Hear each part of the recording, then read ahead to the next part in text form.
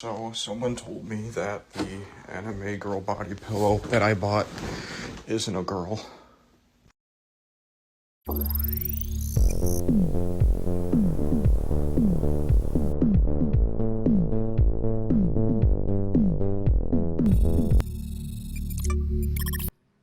Ooh, good morning, BBs. Ooh, good morning. Ooh, BBs, good morning. It's too early. It is too early, and it is a good morning, isn't it? It's such a good morning. Do you know why? We did something. First of all, let me just say welcome to the first, best, and only morning show in existence. I'm Anthony Carboni. I'm Saige Ryan. And it's a very good morning because we ate before the show. Incredible. Can you Magical. believe we're not hungry? That's happened like maybe one other time in the time we've been doing this show. Not even a sugar breakfast. It's like a real proper breakfast. Thank you Anthony for brought asking. sandwiches. Thank you for asking, Breakfast G-Rex sandwiches. 13. But no, it was not a sugar breakfast. Yeah, Anthony brought sandwiches this morning. And I have already had my brain poked because Wednesdays are COVID test day. You know, Wednesdays are for COVID testing and Virginia is for lovers, and that's what we know. And Saturdays are for the boys. Saturdays are for the boys. Hey, Dagger, good morning back there, buddy. That's the boy. That's the boys that The Saturday's camera is about. crooked. We thought we nailed it first try. Is it crooked? Yeah. Is it crooked? I think we had it nailed, and then I think we turned when we should have. No, it's not a directional issue. It's just that it's a little wonky. Does it go like? If we do, is it like? What are you doing back there, bud? Hey, man, Hey. you fucking up a couch? That's cool. Woo!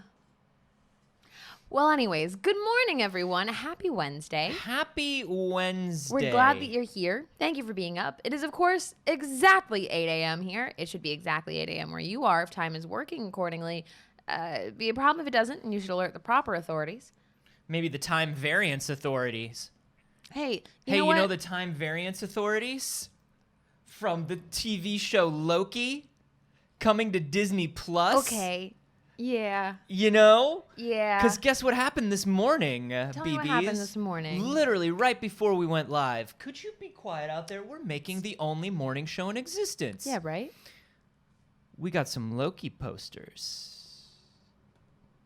of all the characters. Ooh, those are some Loki fucking posters. So, of course, we have Tom Hiddleston as Loki, and then we've got Owen Wilson as Mobius. Ooh, but there's Hunter B13. Yes. Oh, my goodness. Hey, Saige. Yeah? I'm looking at these posters, Uh-huh. and I have to ask you, Please. is Loki for bisexuals? Yeah, Anthony. Hey, Anthony, Loki has always been for bisexuals. wait a second. I think Loki might be for bisexuals. Wait a Yeah. minute. Yeah. Hold on, just one ding dang second here. Yeah. Is it for bisexuals, one wonders? Yeah.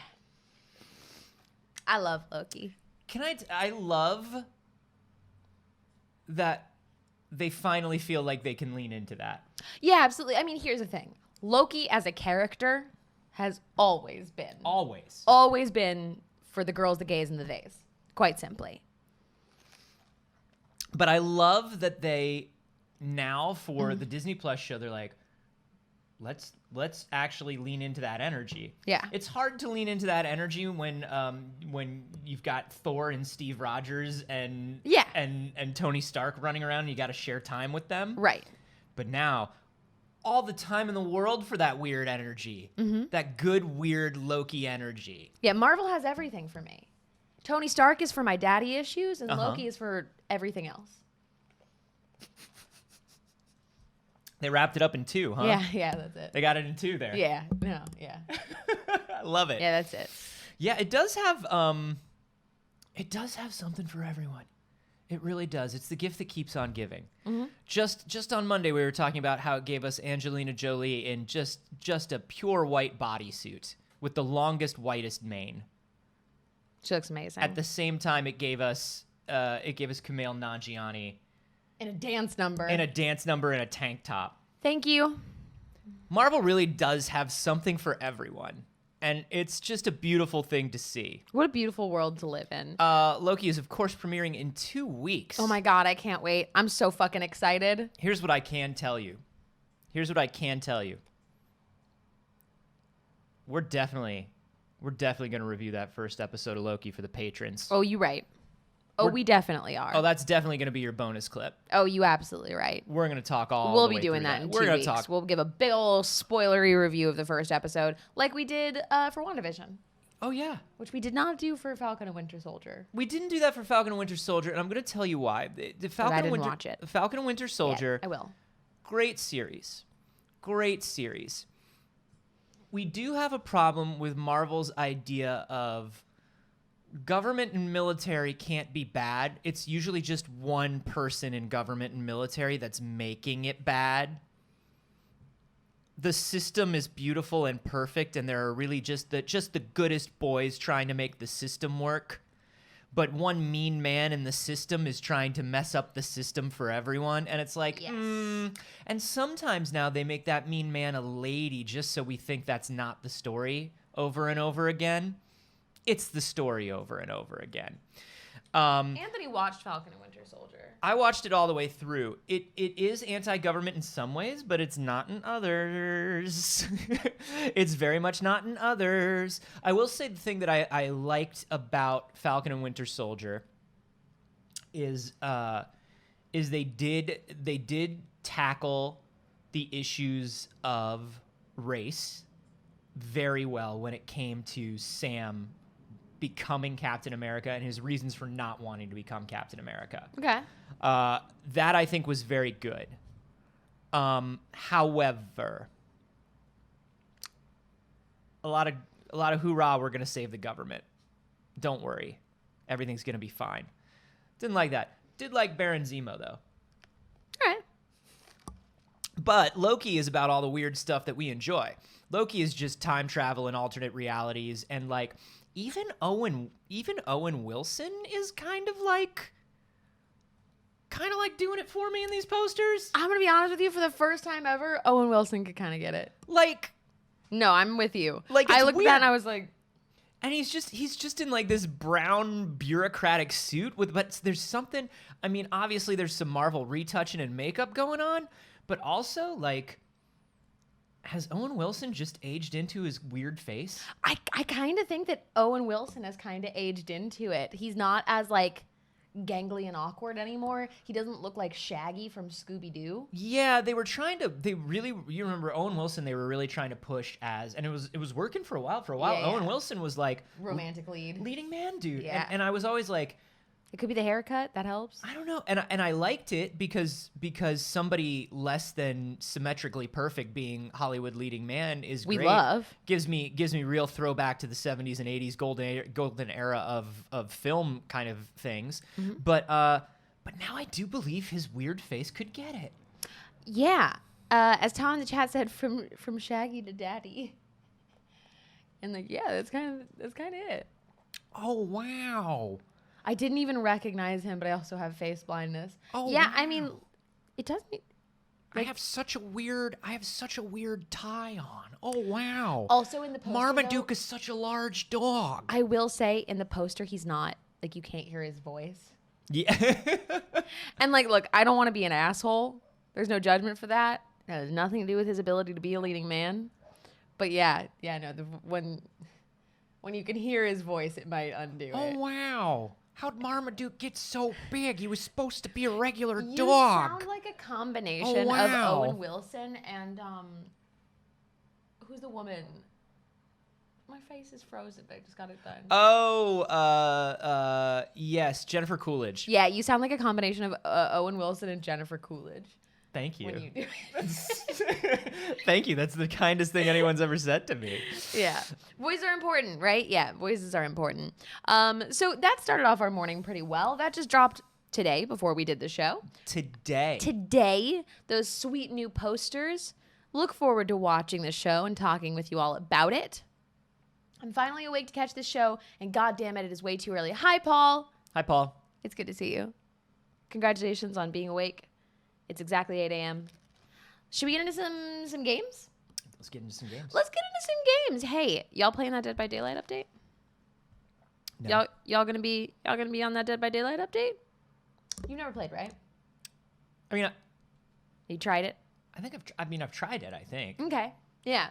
Well, it's been around for 37 years. it's been approximately 37 years since Dead by Daylight dropped, and there's a new update coming out. We talked about it when it was initially announced as a collaboration of Dead by Daylight and a Resident Evil DLC. Yeah. Ooh, how exciting. The Resident Evil chapter is coming on June 15th, and they've given us 2 survivors for it. We even speculated at the time who we thought they might give us. Yeah. And I thought it was gonna be Leon and Jill. No, I thought it was gonna be Chris and Jill. Yeah. I thought it might be Chris and Jill. Yeah. And then we were talking about Le Villains. Mm-hmm. And it could have been Mr. X. Mm-hmm. It could have been Lady D. Mm-hmm. Which, like, missed opportunity again, Resident Evil. I think we knew it wasn't gonna be Lady D though. Why? Because and this is why it also turned out not to be Chris, is because Resident Evil 8's out right now and they're not gonna dilute that. They want to give you the classic stuff. That's fair. All right, that's fair. They're putting those classics that aren't part of the current whatever's going on. Right, so that's also why Ethan isn't here. And also because Ethan's weird. Anyways, what we did get was Jill and Leon as survivors and Nemesis as your killer. Nemesis, yeah.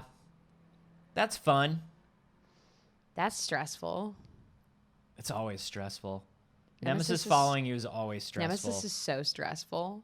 Look at that. We got the map. That is Raccoon City Police Station. It looks good. It looks good. It looks exactly like It's so funny it looks because in RE2. because by giving me this, I sort of already don't care about the Resident Evil 8 multiplayer thing that got delayed. Oh, yeah. You know what I mean? This 'Cause is way better. Because that's sort of just what it is. Yeah, kind of. That one was a little more of a shooter. Yeah. I prefer That's this. That's the multiplayer like Yeah. arena shooter, but Yeah. this is the This asymmetrical is much thing more is much better. interesting. So Nemesis will also be the first AI-assisted killer in Dead by Daylight. Nemesis will be able to control AI zombies. Oh, that's fun. Yeah. That's fun. Right? Very, very interesting. So you control Nemesis in the first person, but you'll be accompanied by AI zombies that are also a piece of it. I mean, I see them functioning kind of like the Trapper, where it's just like additional little things that'll get you. Yeah. That just hurt you and slow you down. But I'm very, very confused by how many there will be, how terrifying that's going to be, how difficult that's going to be. Yeah. Like, damn. I'm curious to see how that works. I'm very curious. That's cool. I'm into that. Hey. I want to talk about this Overwatch 2. Because there's been a lot of the Overwatch 2 news. There has been. We've been talking about a lot, and honestly, most of it hasn't been great news. There was one really pretty map, and then there were a lot of people upset and disappointed by the trailer that looked like, well, Overwatch, the same game. Yeah, so our good boy Aaron Keller, who's doing his best and showed up in his whitest, cleanest hoodie for his first day at work. We want the best for him. We want the best for the Overwatch team. We want this game to be great. He showed up for a Reddit AMA, and he said a lot of Nothing. nothing. A lot of nothing.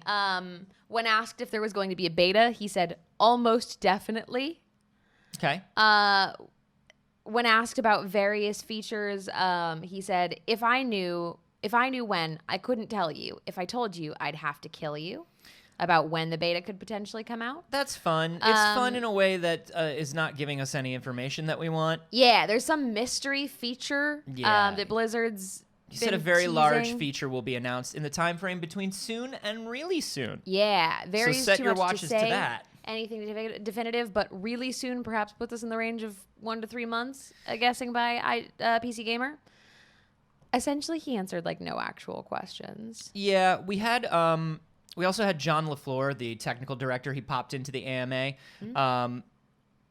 and he talked a bit about sort of the things that they've been overcoming, the new things that they've sort of figured out about Overwatch, and why this is such a journey, and why there is so much more to go. You know, I think they're beholden to a certain.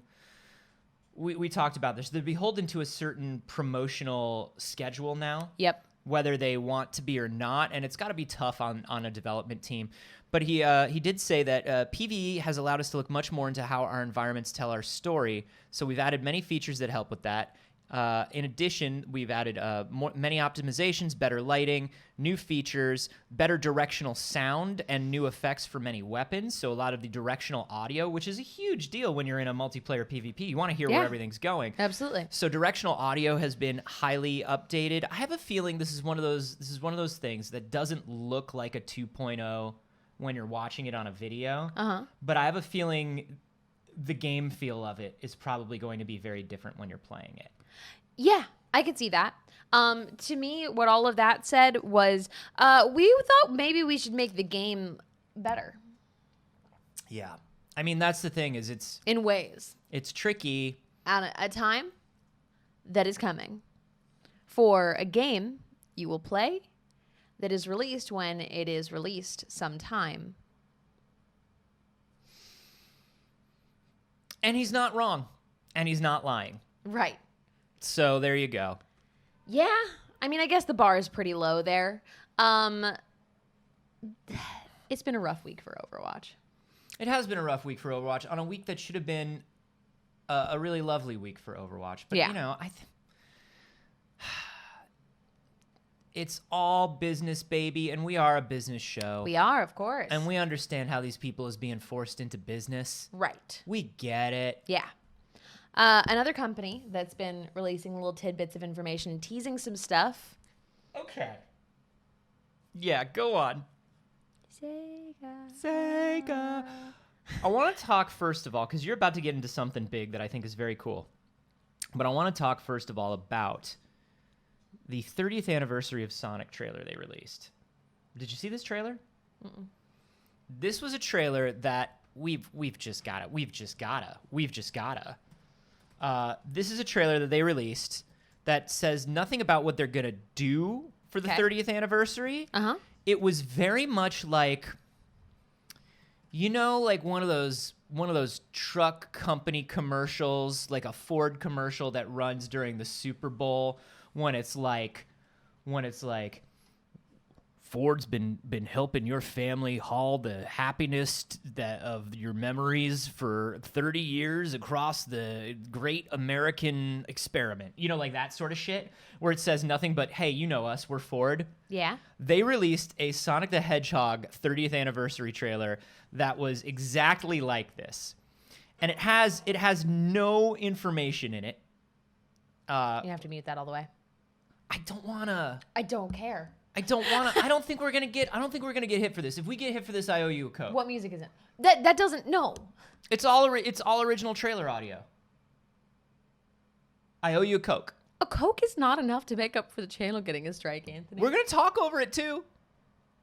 Let's see what happens. What's the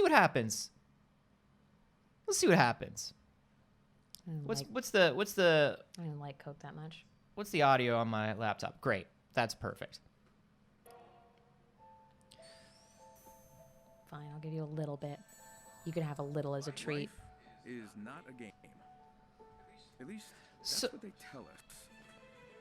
Look at this Wow. motivational. Yeah, very much Super Bowl commercial. We just need a little Put it full screen, Anthony. Well, full screen is even more likely to get us No, struck. it's not. It's the same. We're watching the video either way.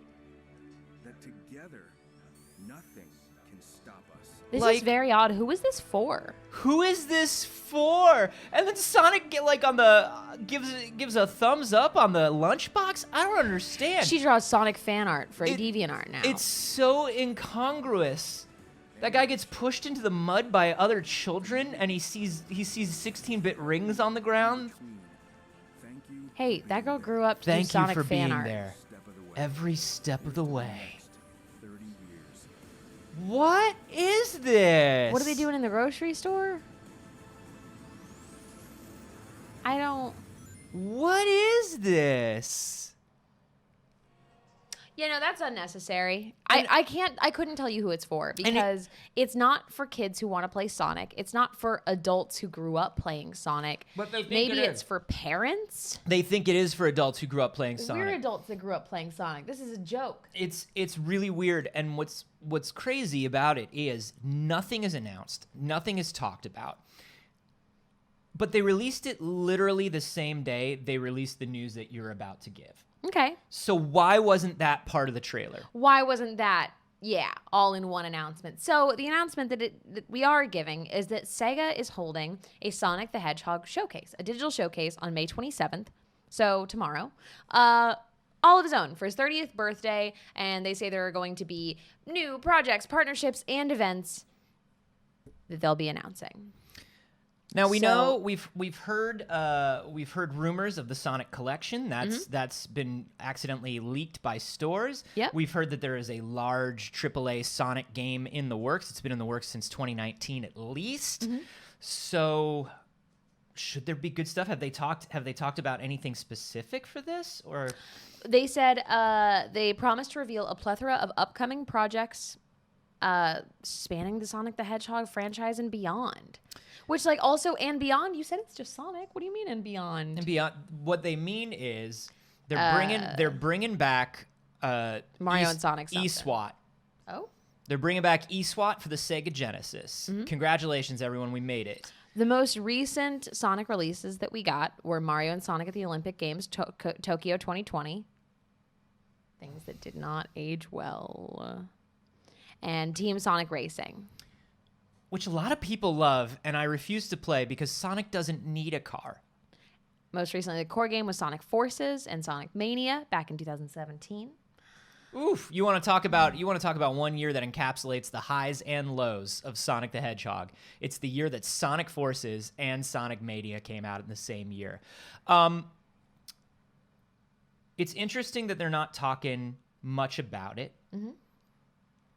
We know there's at least one re-release coming. Rumors are it's Sonic Colors. We know there's a new AAA game coming. They've been working on it forever. And also it's Sonic, and it's one of the only things Sega has. Of course they're working on a new one. Right. And we know then, the movie's coming. And we know the movie's coming. And we got a wild leak about the movie yesterday. We did. We got a wild leak about the movie yesterday. So, the Sonic the Hedgehog 2 plot supposedly has leaked. Because there's a U.S. government copyright page, and We love copyright leaks. we love copyright leaks. They have to file the copyright for the product. They filed it, and it has a plot listing for Sonic the Hedgehog. And baby, let me tell you, the plot involves Sonic is living with James Marsden and Dr. Wife. Tom and Maggie. Tom and Maggie. James Marsden and Dr. Wife. Tom and Maggie. They go out of town, and they're like, hey, Sonic, watch the house. Which is, come on, that's hijinks. And who shows up? Jim Carrey. James T. Carrey, commander of the USS Funny. And he shows up with Knuckles, looking for the Master Emerald. But Tails also shows up. And it's Sonic and Tails versus Knuckles and Dr. Robotnik, and it's Sonic 3. We're doing it. We're jumping right to Sonic 3, and I'm very happy about it. Yeah, it's pretty exciting. If true. Big if true. Big if true. Big if true. Probably true. Where else should that movie? What else are you going to do? I don't know. I found the first movie wildly forgettable because they took out his teeth.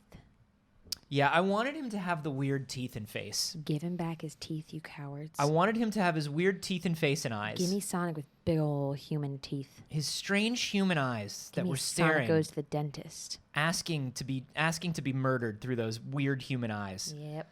I want a complete re-release of that movie with the original special effects. It should be on the Blu-ray. It should. It There should be on the Blu-ray. You made it. Let us see it. You made it. You made it. Let us see it. Don't pretend you didn't make it. Don't pretend you didn't make it. I want it so bad. What characters would you want in the Sonic sequel that are not Knuckles and Tails? Out of all the Sonics.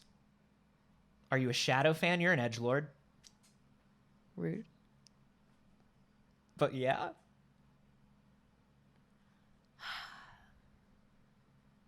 I don't know that I do. I would want all of Team Chaotix. I would want the Chaotix Detective Agency. Okay, that's fun. I want Vector and Charmy and Espio. Espio, the Latin ninja. Chameleon. Very good character. I keep thinking of characters that I remember from games, and none of them are characters that I want in movies. The Sonic lore cannot be transmutated into any other, like it must stay in a video game. Right, and there are also things that, like, when I try to think of any female characters in Sonic, I'm like, I don't want to see what they do with that. G Soto 83 in the live studio audience says, "I just don't want the B." You know what? It's me, Charmy. I'm Charmy. Big the Cat needs to be half the movie. Yes, half the movie should be a fishing mini game. Yeah, that'd be funny. I mean, genuinely, I would watch. Yeah, absolutely. Can we get Gadget Hack Wrench? Sure. Why not? Sure. Throw in all the furry characters. Shadow the Hedgehog. Shadow the Hedgehog. There he is. Wow, Vanilla the Rabbit is a terrible name. I thought, was it Vanilla? Wait, are there two rabbits? Because isn't one of the rabbits Cream? How many Sonics are there? Somebody mentioned the Archie comics, and that's cool. We could get Princess Sally Acorn. I'd be good with that. Very well. Yeah, I'd be good with that. What about Bucky? No, I'm not okay with it anymore. Once I Googled fan art. What about Came well, up. you can't. No, googling fan I art's didn't not going Google to make fan you. art. I just Googled her. It's not going to make you happy. I just regular Googled her. It's not going to make you happy. Any Sonic fan art. That's the thing, though, and that's why I'm like, I try and think of all these like cool characters that I might want in a Sonic movie, but they get ruined every time. I want to say please no Amy Rose. Okay. I'm very anti-Amy Rose. Why are you very anti-Amy Rose? Because her entire purpose is to chase after Sonic and be like, I love you. Yeah. And they've had 30 years to build on that character, and they've chosen not to. And that's a bummer. Do you want the sexy bat? Yeah, fuck it. She's kind of goth. You kind of want, sexy bat. But here's the thing, I do and I don't. Sure, but that's Sonic. I know, that's why I kept thinking about it. I was That's thinking about Sonic. characters that I might want, and I'm like, every time I end up going, no, I don't want them to do that. Wait, can you bring up that sweatshirt that's on that Google search? I think that might be a very Anthony sweatshirt. Yeah, it's very Anthony sweatshirt. No. Oh no. Do I have to order that Rouge sweatshirt? I don't even like Rouge. That's a very cool sweatshirt though. Anyway, Sonic the Hedgehog 2 is coming, and Knuckles is there, and the Master Emerald is there, and they're dipping into the weird Sonic lore. There's so much weird Sonic lore. It's so good. Thanks. Send me that link. Yeah. I just did. Great. I don't know how I feel about it. I do, I felt like the first movie was, like you said, it was very fun.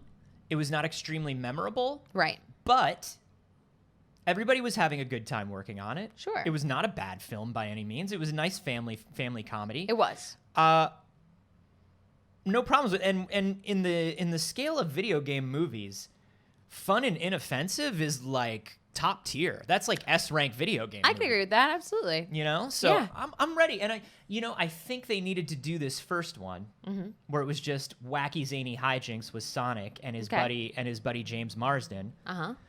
Because if you had done the first Sonic movie and it was like, now we must find the Master Emerald, and I am from a race of echidnas that is like, and it's just like no. Right. No. No. For the average person, that's like no, thank you. Yeah. That's too weird. I don't want that. Yeah, all right. But now they can get a little weird. Yeah, they could get a little weird. Get a That's little fine. weird with it. Other games that have gotten a little weird. Oh. Does anyone remember Cyberpunk? Do you remember when Cyberpunk happened?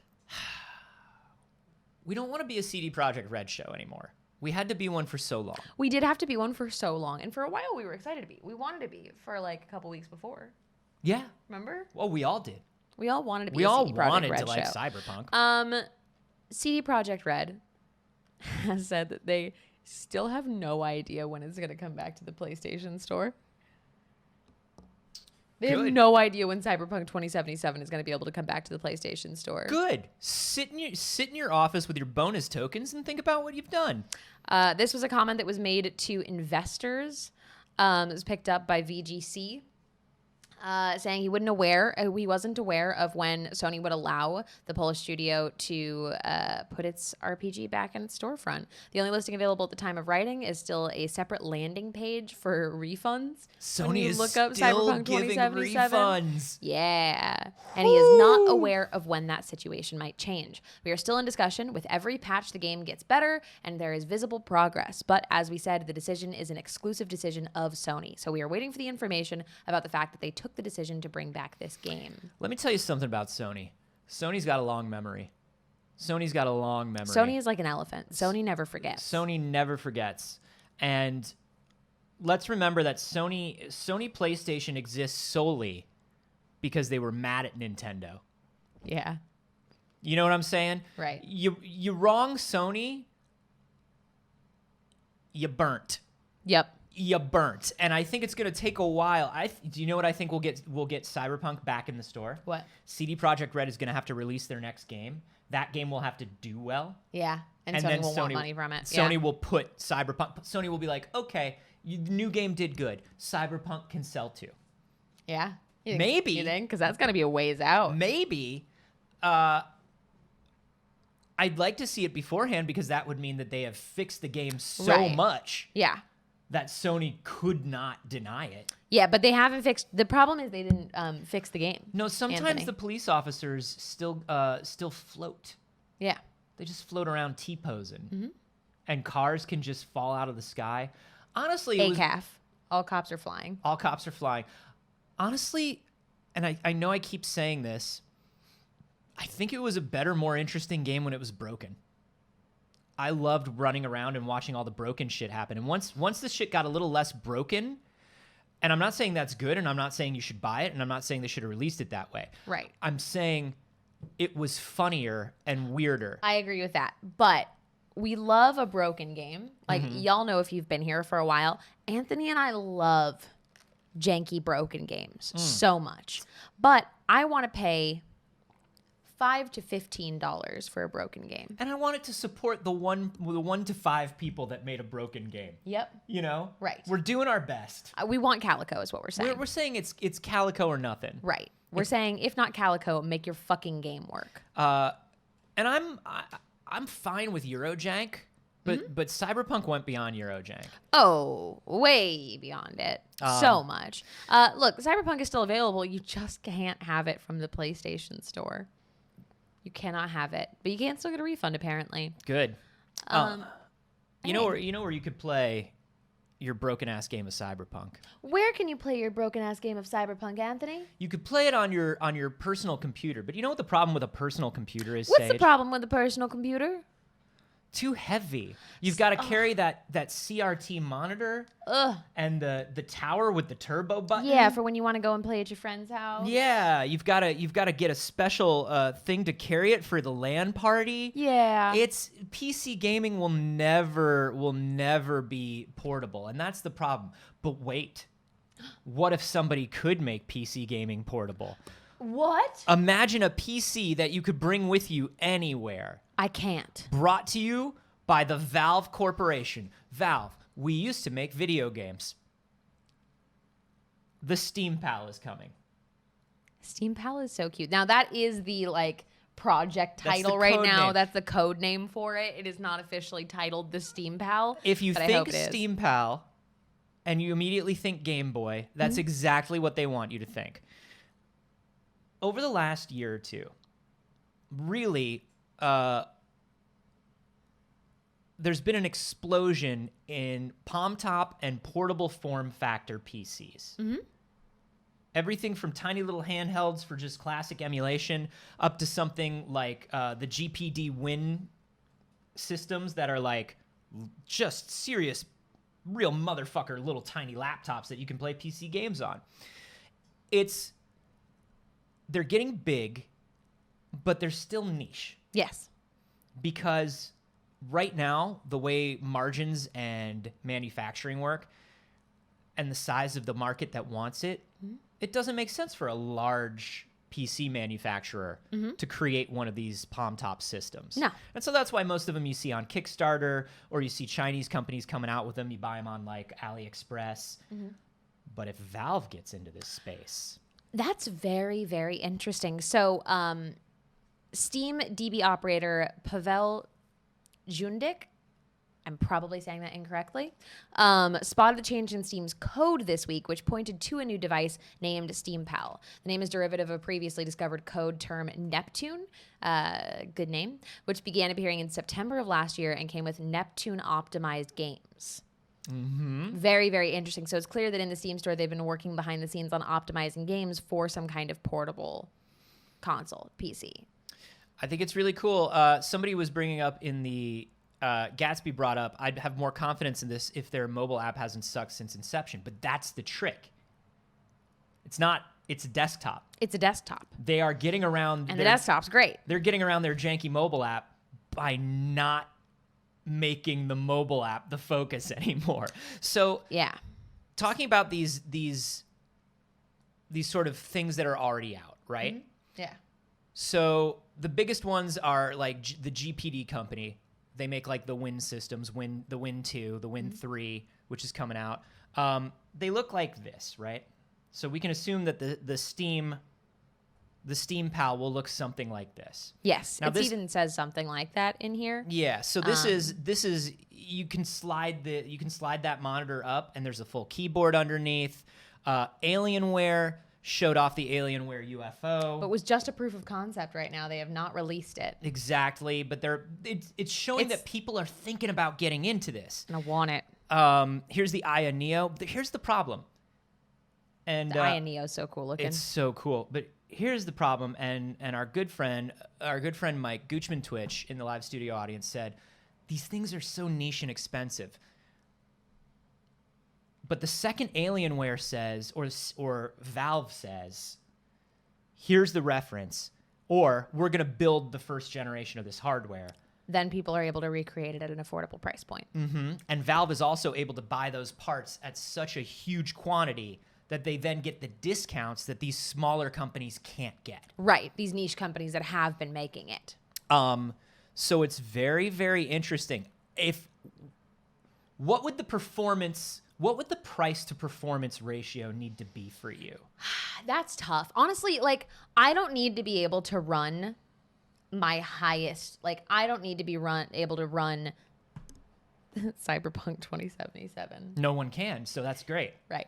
I don't even need to be able to run my, like, Baldur's Gate 3 on it, right? Right. But if I could sit down and I could play my little Steam library and I could check in on and I know I could have just bought these things on console, but I don't want to because I like to play on PC. But if I could then take it on the go and check in on my Cozy Grove. Yeah. If I could take it on the go and check in on my PC Stardew. If I could take it on the go and check in on Calico, which again, I know is available on Switch. I could have bought it on that, but I've started these things on my Steam account. So what are you thinking to have that portable? What would you pay? I'd pay console price. I'd pay like the $500 PS5. So not like a Switch price, but like I'd pay PS5 price, I think. What do you think? Yeah, I think for me, I would like to play modern games, but I'm okay with playing them at low settings. Because especially when you're playing on a handheld, it's okay if it's 720p. That's what I'm saying. You know, right? it's okay if the detail level's a little low. I'd like to be able to play things made in the last few years. Yes, definitely. I want 400 maybe. Yeah, I'd like it to be lower than. But I'd like to to go. But the I don't think about it and I buy it price is $250 to $300. I think $399 is a potentially realistic price. Yeah, that's the thing. I think that's realistic, and I think $250 to $300 is the price that most people want to pay because you've got the Switch out there. Yeah. And that's what's been a really limiting thing for this sort of market is when anybody releases something like the Aya Neo and they're like, yo, check it out. This has a real video card in it. This has a sick processor. You know, a lot of these are running the new AMD platform. That's why that's one of the reasons Valve is looking at it right now is the new AMD chips are so power, like they're so power efficient and inexpensive, and they have such so good. But when the Aya Neo comes out and it's running Intel based stuff, which a lot of this stuff has to right now, they're coming out at $800, and people say I can buy a Switch for $300. Yep. I'll buy a Switch for $300, and if I could hack my Switch and put Steam Remote Play on it, then why do I need your thing? Right. But most people don't want to hack a Switch. And most people, it's because you don't want to do it. I don't. It's a fucking pain in the ass. But I would love to see this. How much would you all pay? How much would you all pay? I would love to know as well. Mike said 500 to 750 if they're going ham on it. Yeah, but Mike likes to buy things. Mike does like to buy things. Mike likes to have the new shit. Mike has a 3090, and that speaks volumes. What are you doing? Some data visualization, Mike? Not really my jam. 400. You doing some academic research on artificial intelligence, Mike? What are you doing out there? He's enjoying his fancy graphics card. He's enjoying looking at it. He's the only person we know. Hearing it. Hearing it from the other room. Yeah. He's the only one we know that can play the RDR2 VR mod. Yeah. Mike, please play the Red Dead Redemption VR mod. Because you're the only one that can do it. And report back to us on how it is. Or I've said Mike gets so many FPS in Minecraft, guys. It's true. Kurt Laurelton's saying 400.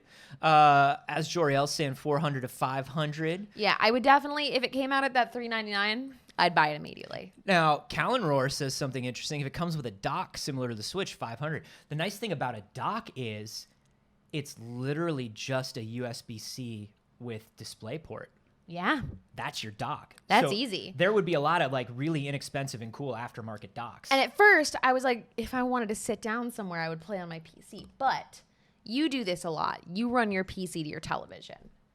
I run my PC to my TV. And he can play his games on his television. That's great.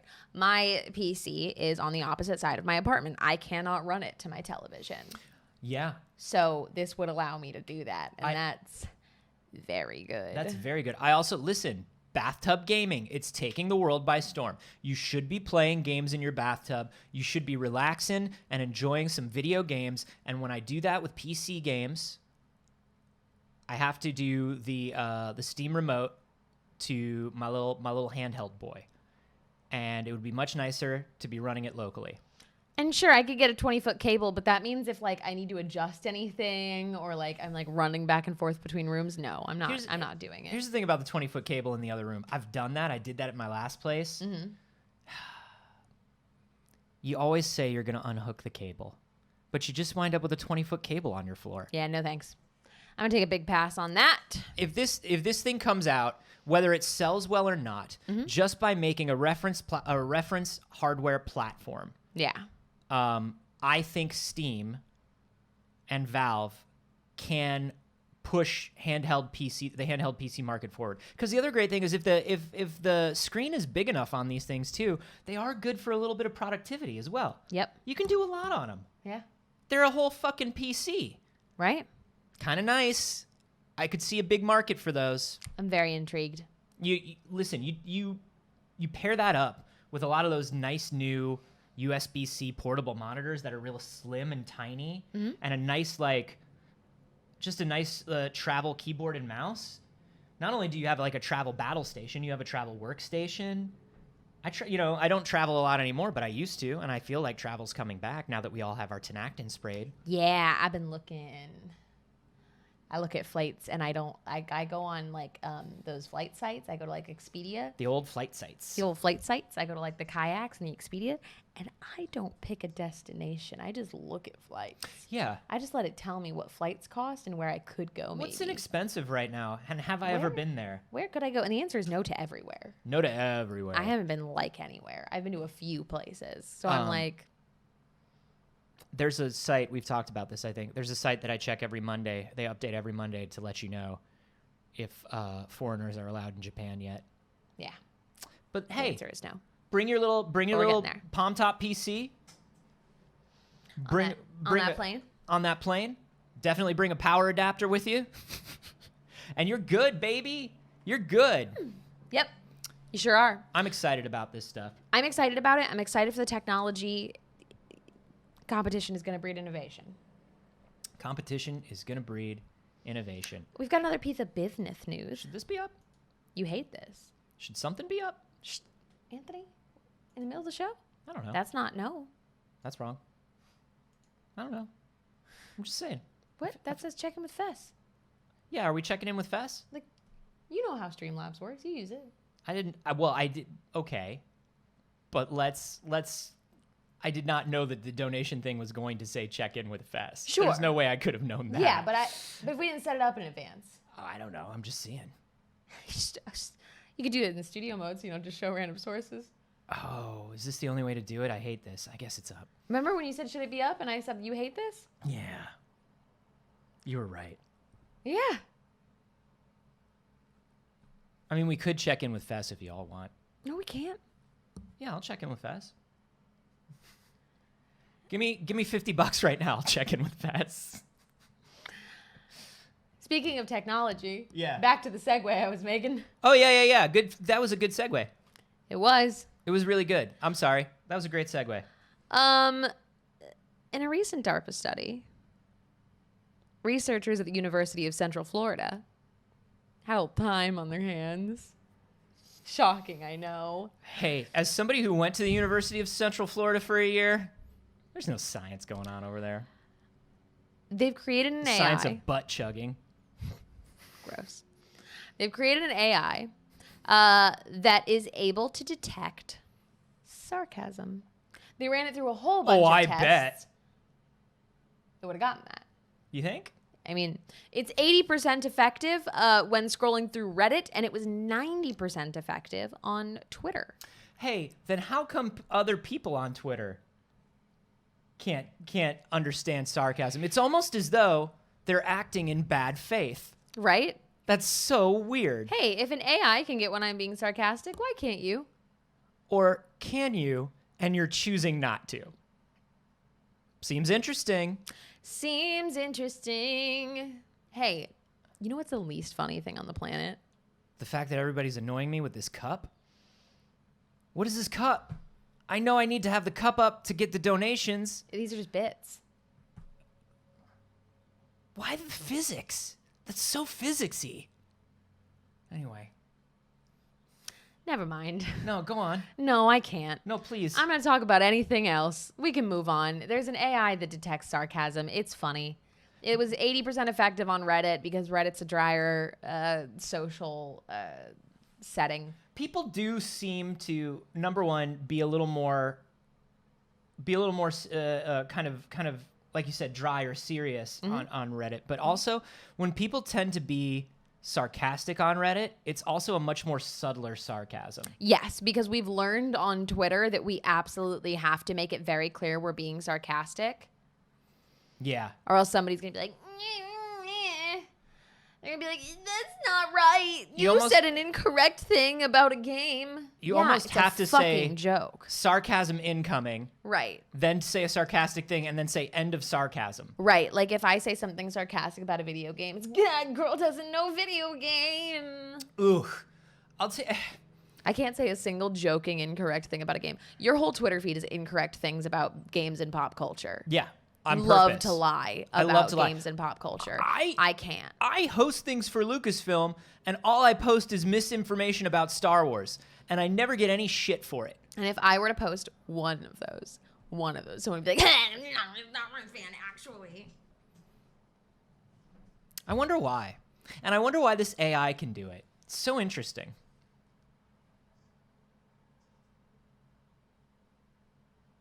I can't see what you're trying to, because they're throwing things into the cup.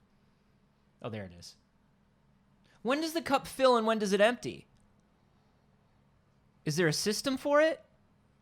I don't know, Anthony. That's a Sunday glass. You don't drink out of that. Who's drinking? Are you going to drink the bits? Was that the plan? Are the bits like Dippin' Dots? Is this the ice cream of the future? Is that why they're in the Sunday glass? Do you remember Dippin' Dots? Yeah. The ice cream of the future? I remember. Hey, show them that thing you found. What thing? The fuck your astrology. No? Yeah. What? Okay. Just what we're thinking about. This is pretty good. It's Club Penguin for me, but it's Toontown. But it's Club Penguin, but it's Toontown. But it's Neopets. I have a hard time with this one. I think what I put the most time into was Club Penguin. I think what I played over the longest span of time and continue to revisit is Neopets. Mm-hmm. But there's a special place in my heart for Toontown because I still have it installed on my computer. I was a little too old for all of these, but I remember Toontown being fascinating. I didn't play Pixie Hollow, and I didn't really play Wizard 101. I tried it, but I think you had to buy a membership like immediately to Wizard 101.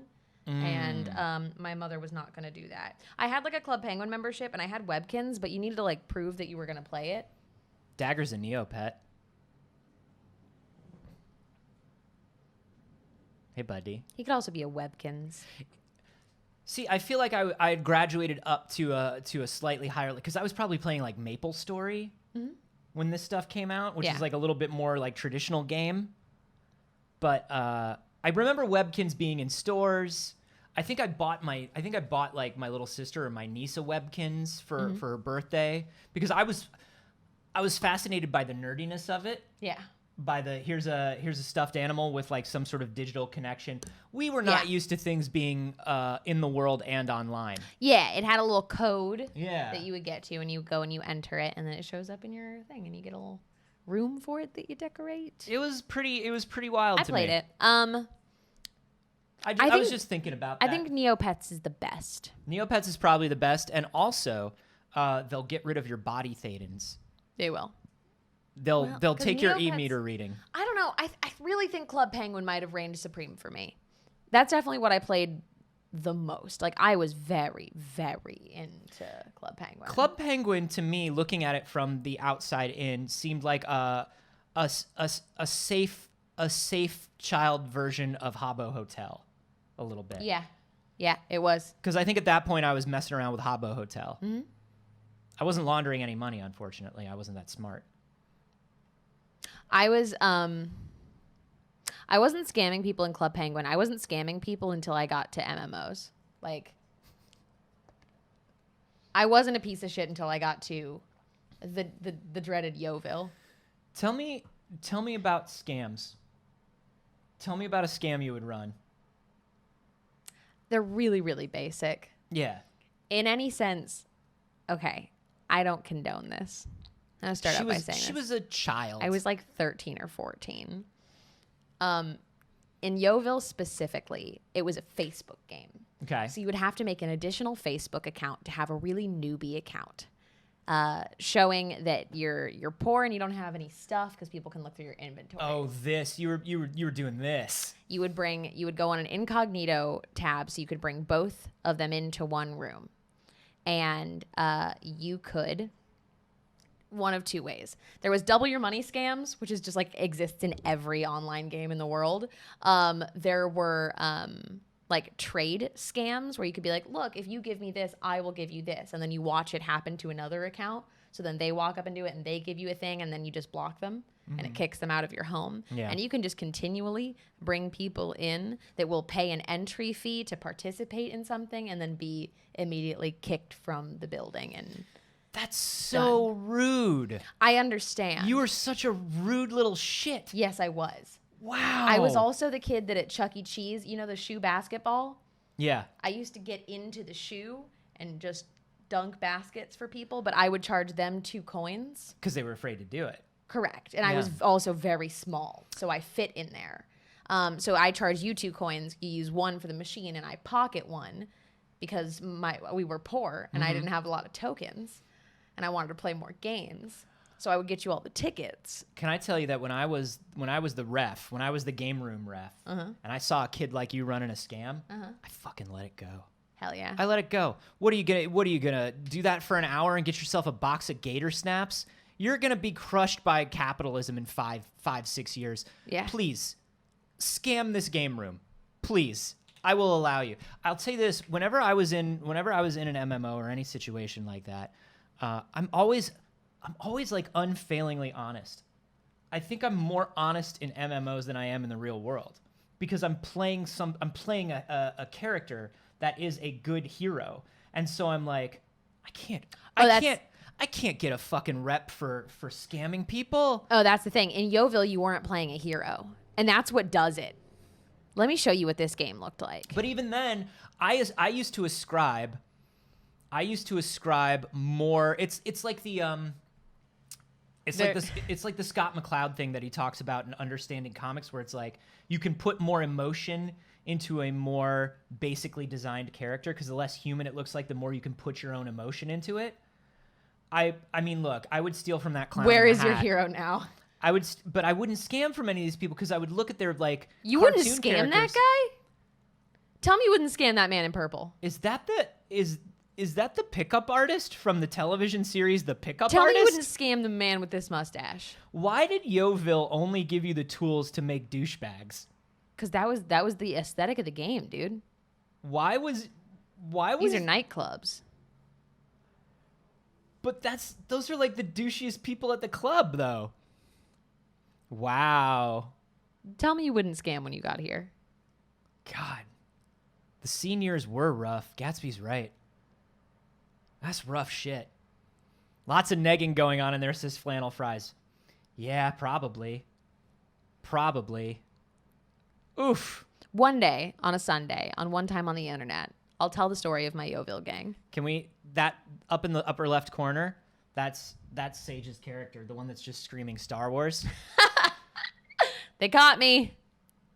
Don't buy anything from that girl. I think I told you there were scammers in PSO that would like invite you to a private lobby and they'd have like rare weapons and they'd show you the rare weapon and they'd be like, I'll trade you this for your this. Yeah. And then you would have to stand. There was no trading functionality. So you have to like drop something. Yeah, you would have to stand on opposite ends, drop the thing, and then run towards each other. And even then, they could have dropped the most basic weapon in the world. There's no way to know. And then sometimes you'd bring in like a third party to mediate, and that third party would just like help them steal from you. Yeah. It was really fucked up, man. One of the biggest scams, and this is one that we actually talked about in the Haba Hotel episode that we did on One Time on the Internet. If you haven't watched One Time on the Internet, these are the kind of conversations. Was they used to throw parties and they would be competitions of some sort. A lot of them were like hot or not competitions, and you would put together like your best outfits for your avatar and you would compete in like a beauty pageant essentially. But the people running them, they would charge you to enter. It would be like 5, 10, 20 coins, whatever. Yeah. And then you would enter it and there would be a big prize for whoever won. And you would be like, I've spent a lot of money on these accessories and cool hair. Like, I'm going to win this. But they would always just give it to their other account. Yeah. So everybody would pay entry, everybody would throw the party and do the thing, and then nobody would win the prize. That's so... Don't be shitty. There's enough shittiness in the real world. Please let my escape be an escape. That's all. Maybe that's why This game was not an escape. This game was a fucking nightmare. And I was so addicted to it. I don't think I've ever been more addicted. Like, anything from I the need to Zynga do it. era. Yeah. Anything from the Zynga era, that was the the worst low game. point. That was the low point of online gaming. It was. It was my low point for sure.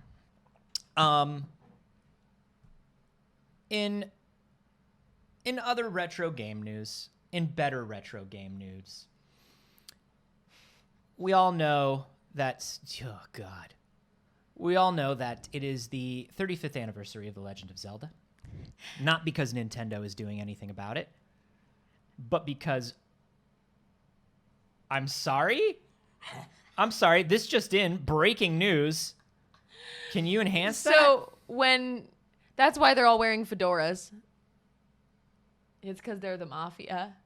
Look at their outfits. That's the Yeovil Mafia. The Yeovil Mafia. I love when little kids put together gangs. Ineffective, adorable gangs. The Legend of Zelda is 35 years old. You would not know it because Nintendo is because Nintendo is show. doing anything about it. But we are celebrating it here. Of course we are. There have been a lot of rumors about what Nintendo has upcoming. We've heard about a Zelda anthology, potentially. We've heard about HD upgrades of Majora's Mask and Ocarina of Time. We've been hearing a lot of things. None of these things yet come from a source I am comfortable saying this is happening. And also, people love to overpromise on Nintendo's behalf. Yes.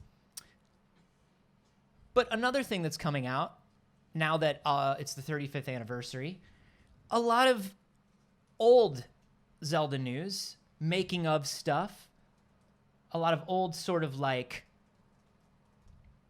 documentary style things about classic Nintendo. Giles Goddard, he was one of the key technologists behind the scenes at Nintendo. It was his job when the N64 came out to sort of come up with prototypes, just make things and be like, here's the way a Zelda could be. Here's the way, just little experiments that would be jumping off points for the internal development teams at Nintendo. And one of the prototypes that he came out with was the interactive face at the start of Mario 64, one of my favorite things, the yanking on his rubber face. And something else just came out. A Zelda idea that he had that is very much in the vein of Portal. He showed it off on the Min-Max show. If you haven't watched the Min-Max show, Min-Max is really good. Did they show any footage? I don't think so. Boo. It was just a conversation. There was a Zelda prototype that he worked on that was basically Portal before Portal. He basically, it was the first map of N64 Zelda with the castle. You could have a portal, look through, go in, and get teleported to a different part of the map. You'd see a door to a different part of the map, walk through it, and then walk back through it. Pretty wild. Very interesting because this was, what, 1994? 94. 94. 94. And he's working on 3D portals inside of this hardware. The quote here, when I saw Portal, I thought, oh, actually I had that running on the N64. I should have released that. Man, how would that have changed things? Oh my gosh, every time Nintendo releases something, there are 80,000 games that come out that are just like it. Can you imagine how many portals, how many games with portals there would have been in the 90s?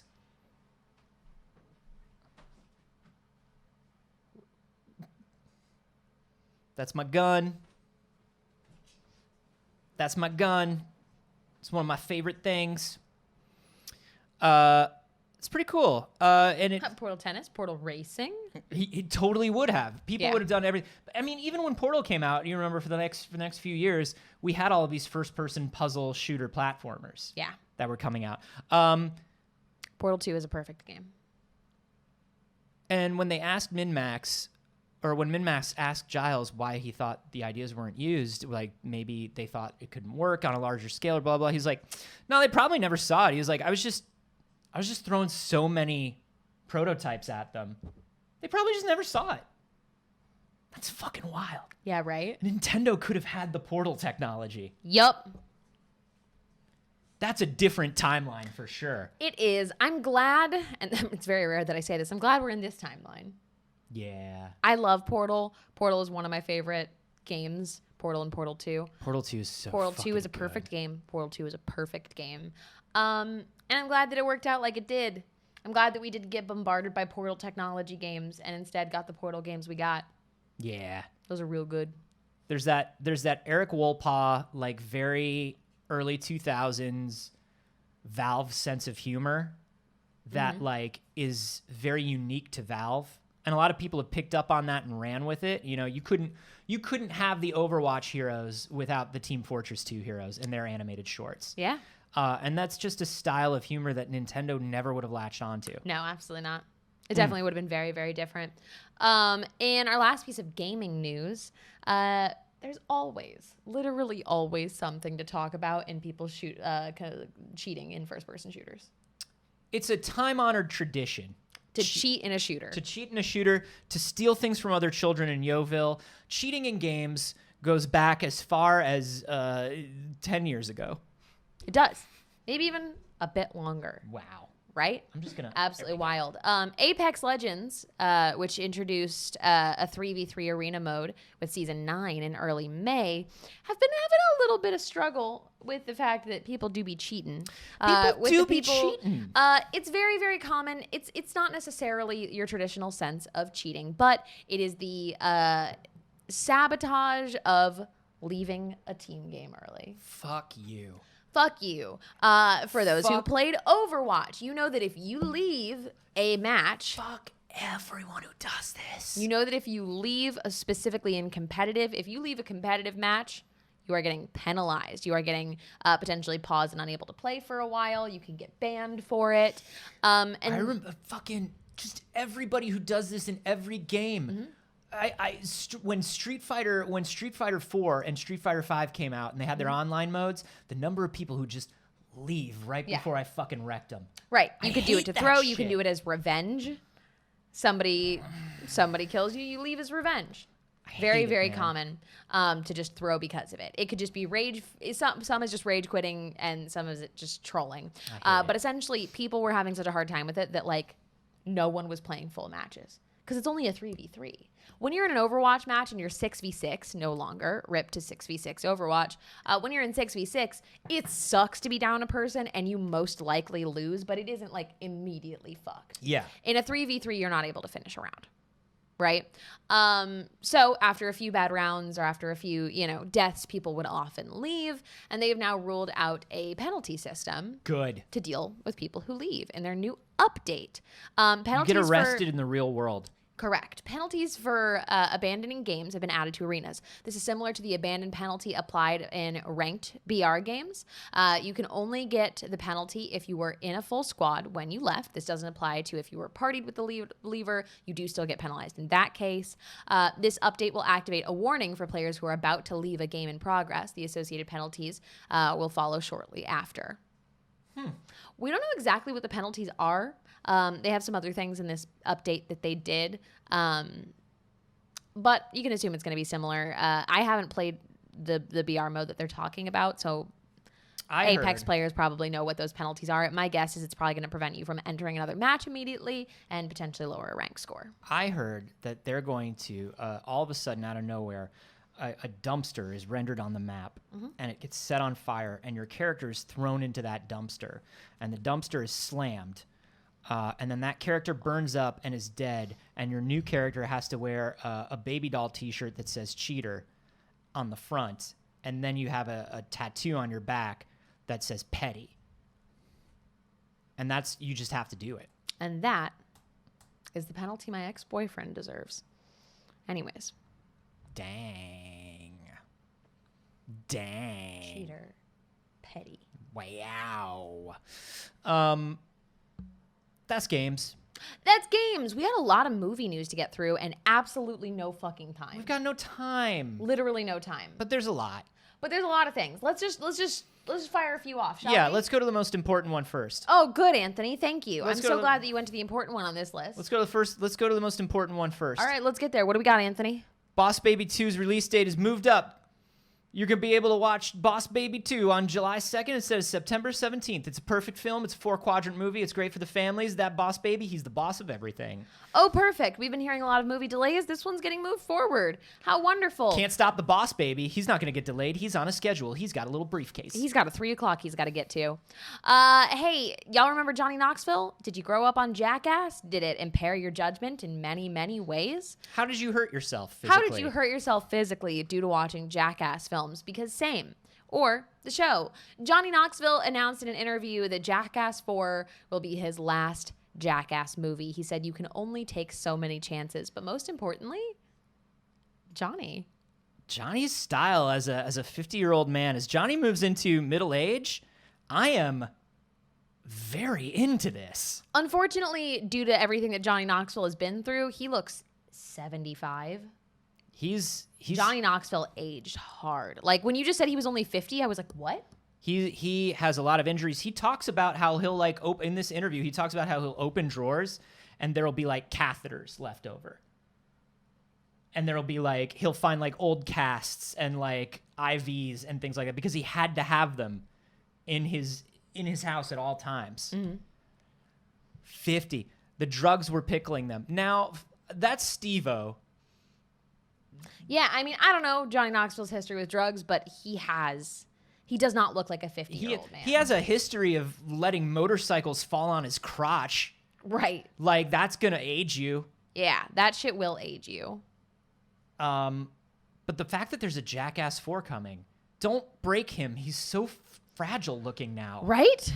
He's so fragile, and he has such a good wardrobe. It said in GQ that he brought most of those clothes. Oh, wow. Robert Downey Jr.'s got to be older, right? Yeah, so Robert Downey Jr. is 56. He's 6 years older than Johnny Knoxville. Just get a picture of him from 2021. So many people older than Johnny Knoxville. So that's Robert Downey Jr. in 2021. Fuck. Let's bring up that Johnny Knoxville again. But here's the other thing. We know that Robert Downey Jr., because he is movie star man, is being forced to like dye his hair all the time and stuff. Sure. But it's not just the hair. No. Look at this man's look at the life. Look at the life that this man has lived.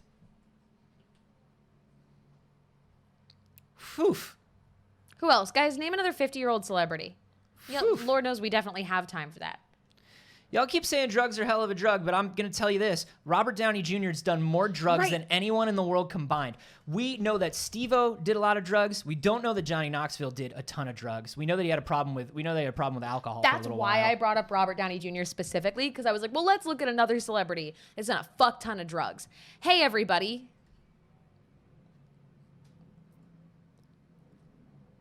Paul Rudd's 52. No, he's not. Paul Rudd's 35 forever. Paul Rudd's 52. Paul Rudd has a painting of himself in his attic that ages for him. Many people don't know that. It was a deal that he made with Amy Heckerling to show up in Clueless. I think it's honestly, if you've ever had a serious injury as an adult or had an operation as an adult, you come out looking a little older. Remember that Johnny Knoxville had to eat through a tube for a while. Yeah. He'd been through some shit. He'd been through some shit, man. Keanu Reeves is like 55. Yeah. And this is not to be like, ha, Johnny Knoxville looks old. It's like, hey, he calls himself a half-ass stuntman that was put through more than any professional stuntman should be put through. And fuck. Yeah. That poor man. And he's doing it again. Jackass 4. Do we have a release date for Jackass 4? I don't believe that we do. We just know, it was delayed to October 22nd. It was originally supposed to be out already. The current release date is scheduled for October 22nd. And it's Johnny Knoxville's last. I was a white trash Orange County kid. We grew up on Jackass. Oh, yeah. Y'all just down there wearing your flat-brimmed hats and praying 5 times a day facing Bam Margera. Yes, literally. Like, yeah. You would play him just the right volume. And then you would gather in the woods with a shopping cart and a whole lot of duct tape and see what happens. Hey, literally fuck around and find out. And we did. J.J. Abrams, we should have done this after Portal, but J.J. Abrams insists the Portal movie's still coming. Portal movie is still coming, although it seems like Bad Robot is no longer involved. Now, the history of the Portal movie is very interesting because the Portal movie, obviously, the second Portal became popular. People wanted to make the movie. Friend of the show, Dan Trachtenberg, director of 10 Cloverfield Lane, got his job at Bad Robot because he made that Portal fan film of the woman who was trying to escape, and that got him hired at Bad Robot. And initially, everybody thought that Dan was going to be making the Portal movie. Now, this was back in like 2012, 2013. Right. Never happened. Dan wound up doing Cloverfield Lane. He's off doing other things now. He did a lot of work for the Boys. If you haven't watched The Boys, doing a lot of TV and stuff. But what happened to this Portal movie? It was announced in 2013, and right now we have pretty much nothing else on it. Supposedly it's still coming. JJ says we actually do have a script that's being written for Portal now at Warner Brothers. We're excited about the take and the pitch, so it feels like the thing's finally on the rails. Bad Robot is not actively involved. JJ is attached. Warner Brothers now has the rights. They will be producing it, which means it's not in-house with JJ. And we do know that when something isn't in his house, it's less of a priority for him. Yep. So he's probably not trying to push it through as much as he used to be. Right. So it's the ball's kind of in Warner Brothers' court now. Yeah. Before we move on to our last piece of news, I just want to let you all know that Satan was trending all day yesterday. Hey. Naturally, First of all, congrats. Thank you. Less of a congrats when you click on it and it was Marjorie Taylor Greene. Satan was trending all day about Marjorie Taylor Greene. There were there were a few reasons. One was because somebody found like old footage of her like pitching to local government and like yelling at them about something to do with Christianity. Just some garbage that she does every day. Garbage that she does every day. She also put out another statement comparing the mask enforcements to the Holocaust. I wish I had a space laser. I wish she was right and I had access to a fucking space laser. As your local Jewish morning news show, fuck Marjorie Taylor Greene. We are by no means a political commentary show. No, but we we're more are of a two business angry show. Jews. And I will say, fuck you, Marjorie Taylor Greene. Two Angry Jews was the name of our late 90s Cartoon Network show. It was. She is saying that because there were differentiations between who was and who was not vaccinated in certain capacities, that it was similar to the pins that were put or patches that were put on Jews. Why do you people keep saying this? Hey, this is Stop not actually similar saying to this. the genocide of Eastern European Jews. It's actually My grandparents had a number tattooed on them for their entire lives. right. I don't know who anyone was before my grandparents. All records are burned. I can't do Ancestry. I can't do 23andMe. Hey. We get back one generation, then they go, fucking come on. Just shut up. Just shut up. Nobody is forcing you to get a vaccine. Nobody is forcing also, you. forcing you to get a vaccine still wouldn't be similar to the Holocaust. It wouldn't be similar to the Holocaust. It still wouldn't be similar to the Holocaust. I saw Saige. I saw on YouTube, on the front page of YouTube, in the they have the current news band that they put up to convince us that they're not evil and that they're worthwhile. I saw a video from CNN that had to explain that there weren't magnets in the fucking vaccine. They think there are magnets in the vaccine. Number one, why would there be? Number two, like if you're like, oh, there are trackers. Oh, there are trackers in the vaccine. Oh, they're gonna try. Listen, that's paranoid. That's paranoid bullshit. But at least there's a through line. Right. Why you understand you could put a magnets? microchip in your cat. I guess that would make sense. Why magnets? And number two, how? Why? And how would that hurt you? And what would it do? Who would benefit from it? Why would they do it to you? How would this reminds me, you remember we saw all those TikToks where people were showing, they were taking magnets to baby food, and they were showing that baby food had like magnetic bits, and they were like, you can't feed this baby food to children. It was iron. You fucking dunce. It's literally a mineral. It's iron. You have to have it to live. They're minerals. It's a mineral. I was trying to remember her name. Marie. Marie. They're minerals, Marie. All right. We have one last very important piece of news that I want to talk about, and we have to end on this. We have to. We've been talking about the Powerpuff CW reboot, the live-action Powerpuff Girls series just called Powerpuff. The Riverdale-ing of the Powerpuff Girls. No longer are they girls. They are only Powerpuff. This is supposed to be taking place with a bunch of 20-somethings. 20-somethings? They're 20-somethings, and they're broken from giving up their childhoods to saving the world and not being people on their own, and it's all about them being broken and having to come back together. Professor Utonium is there, and he's having a midlife crisis, and he's wondering if he was a good enough father. With that in mind. Just that has nothing to do with the Powerpuff. No, please, no, thank you. We got a pilot script leak. The script for the pilot leaked and has been confirmed to be real. We will talk about what has happened since then after the fact. But first, I want to let you know what was in this leak. Do you want to be Bubbles or Buttercup? It looks like my NDI is not. No, your NDI is not here. I can do it. I'll do it. I'm just gonna reboot my NDI real quick. Yeah, just reboot that Only NDI take real me a quick. second. I'll bring it up. There it is. I've got it. Great. All right. I'll be Bubbles. Blossom's fine. I saw her Insta that says she has a boyfriend, and I saw on LinkedIn that she got promoted, and I saw on Facebook that she still talks to Grandpa, despite their political differences. Coming back here is probably triggering for her. Why? Because she's the one who killed Mojo? I mean, moveon.org.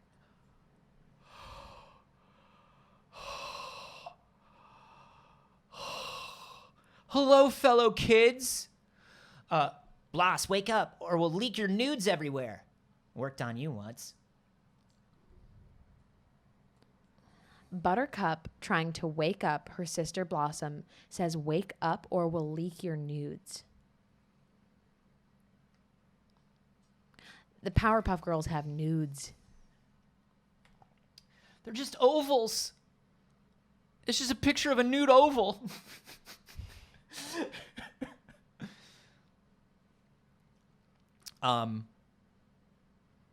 Go ahead. Let's do this last one. Look, we loved being Powerpuff Girls, but sometimes we wanted to be other things too. Like dirty dancing. Baby wanted to join the Peace Corps, but she also wanted to be a fancy slut. And her dad didn't get it. Jerry Orbach was doing his best to understand. What? Who's that joke for? It continues with Blossom heads upstairs, where the bumping sound continues from Buttercup's room, then abruptly stops. Blossom opens the door and finds Buttercup in bed with Macy, the woman she had eyed at the bar the night before. They've just finished. Oh God, I am so sorry. It's fine. We're done, right? I'd say 6 times is enough. I don't want to think, and I know they're doing this specifically because I don't want to think about the Powerpuff Girls having sex. They're doing it for that shock value exactly. But it's also bad. They said, look, we're edgy. We've got a queer character. Oh my God. This is like, it's awful. It's awful. And they shot this entire pilot, and they looked at it, and they said, oh, this is awful. Oh, okay, maybe not. So they have scrapped that pilot. They are going to be reworking the campy script. The show is not scrapped. They intend to continue and shoot something else. The entire cast and creative crew is staying on board. So your Powerpuff Girls are still Chloe Bennett, Dove Cameron, and Yana Peralt. Professor Utonium will still be Donald Faison, which is maybe the one reason I'm still looking forward to this. They say the problem is that it was too campy. Can I counterpoint you? Wasn't campy enough. The Powerpuff Girls is a silly, fun, mod 60s style inspired fucking romp of a fun time. Why? Make it happy. I would also like to say that another issue with it is that they refer to life as one big hate boner.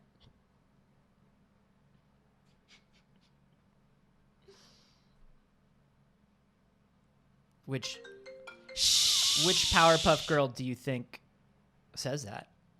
It doesn't say. Jonathan Gore, yeah, right? Also, from the live studio audience, welcome to your first time chatting. You know... Or at least, thank you for chatting on a rare occasion. Folks, I'm glad that they're reworking this. Hopefully, they will figure out the tone. Woo! The idea of the Powerpuff Girls coming back in live action and being a little older, in and of itself, not a problem for me. Could be fun. Absolutely. There was a teen Powerpuff Girls comic series. It was That's great. true. It was great. It was really good. Yeah. I do want to say Mark Pedowitz, who's one of the executives over the CW, is really trying to make sure that everybody understands this is why we make pilots. Yeah. We make a pilot, it's bad. We rework a pilot. But like you could have read that from the script. Yeah, we're reading it from the script. The script reads bad, but that's the thing is like it's that thing of we're writing this for the youths. Oh, okay. Are any of us youths? I don't know. I'm gonna mention a bunch of websites. See, the thing is, she goes on a bunch of websites and apps, Right? and it's funny because she lists the apps. LinkedIn. They said LinkedIn. They said I checked on her Google Plus. The disenfranchised, angry, non-binary Powerpuff Girl who grows up and wants to live off the grid Yeah. is talking about LinkedIn. Cool. They really understand the characters. Her blogspot says. Yeah. I checked don't her believe- Zanga. Right. Also, for the sake of not seeming like misgendering Powerpuff, they do use she, her for when referring to. Is that one about Buttercup? No, it's Buttercup, about. I thought Buttercup was non-binary in this one, but I could be wrong. Could be wrong. I'm not sure. Folks, I wasn't aware. it's going to be okay, we think. It's important that they saw their mistake and they're going over again. Love it. But also, her live journal said she was sad. we just want to put out there, not everything has to be Riverdale. Riverdale was good for a little while. We can maybe move on. Maybe every show should have its own unique tone. I don't know. Just a thing. Think Just about a it. thought. We, of course, have our own unique tone because we're the first, best, and only morning show in existence. And we'd like to thank you for joining us today. You beautiful beans. You sweet, beautiful beans, you. Yeah. Thanks for being here, and thank you for spending your morning with us. Very Yeah. special of you. We want to give a shout out. We just want to give a shout out to our little honor roll here. We have a little. I have a bumper sticker that says my BBs are on the honor roll. On twitch.tv/Pixel Circus, and I just want to list out some of the BBs that supported us today.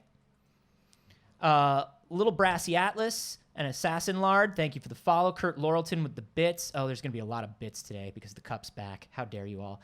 Pugsley 999999. Melting How, thank you for the follow. Tom, I know how to say this. We've Tom said Bidan. Tom Bidan, thank you. 6.90, nice. Nadia Bean, 100 bits. Fill that cup. Please don't. I think Fill that cup. I think it refills. I'm not sure. Scott Davis with the gift sub to G Soto 83. Thank you very much. 54 Aqua Snakes with the bits. Alonzanzo with the bits. C Bells with the bits. Kurt Laurelton with the bits. Callan Roar with the bits. 54 Aqua Snakes with the bits. Mama Faraday with the bits. It's all happening. Son of Orpheus with the bits. Grizzly WA with the follow. Mild Mark 1 with the follow.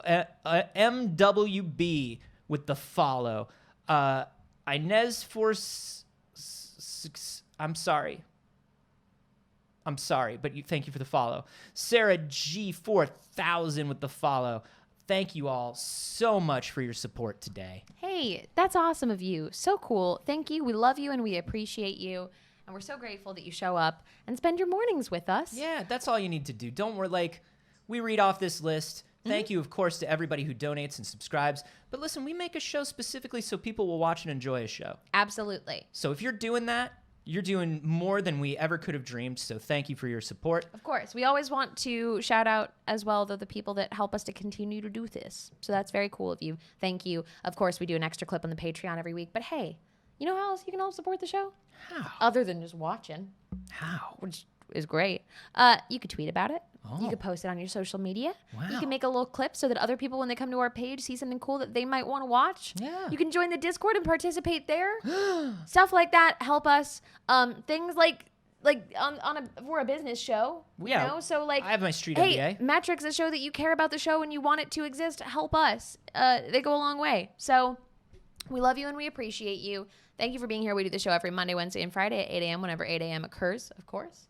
Anthony, where can they find you on the internet? I am everywhere on the internet at Carboni, except for here on Twitch, where I am at Anthony Carboni. Twitch, you cowards, it's mine. Give it back to me. Remember, we're doing Hyrule Historia 35. I'm going through every single Legend of Zelda game up until Skyward Sword HD releases on July 17th. Right now, we are playing Link's Awakening. We just started yesterday. It's a great time to jump on. I will be live on my channel around 4 p.m. today. You can also catch my science comedy podcast, We Have Concerns, with Jeff Kanata. This week's episode, we've got Shannon Odell, neuroscientist, as a guest to talk about all kinds of weird brain shit. You can check that out at wehaveconcerns.com. Saige, where are you? Oh my God, where am I? Good Like question. emotionally, spiritually, and also on the internet. I am a little tired, but also everywhere on the internet at Not Sage. I stream on my channel every Monday, Wednesday, and Saturday. This evening, we are going to be jumping back into Resident Evil Village. We're going to get back into it around 5 p.m. Pacific. You can also find me tomorrow on the D&D Twitch and YouTube channel for the Black Dice Society, and you can find me on Schmosh Games at times. At times. At At times. good times, I would say. I'm around. We have good times, so check it out, y'all. You're good beans. You're We love all you very much. On Friday, you can catch us together on Failed Safe. Failed Safe is, of course, our improv comedy D&D 5e show. Like, look, it's D&D, but mostly it's just a goofy improv show of seven Yeah. friends hanging out. Let me tell you something. If you like D&D, you're going to like our show. If you don't like D&D shows, I have a feeling you're still going to like our show. How about that? So come watch it. We love you, BBs. We love you, BB. Take care of yourselves. We will see you on Friday, all right? Bye. Bye.